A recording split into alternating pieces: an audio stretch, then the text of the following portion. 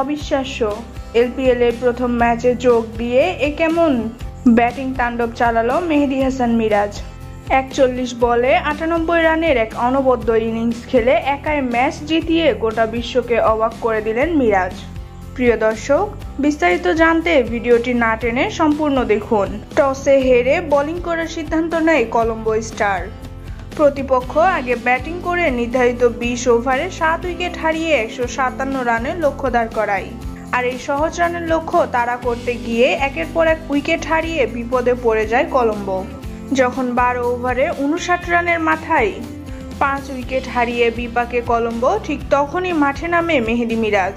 বিপর্যস্ত সময়ে মাঠে নেমে প্রতিপক্ষ বোলারদেরকে একের পর এক ৪ ছক্কা মেরে একাই দলকে জেতায় মেহেদী মিরাজ।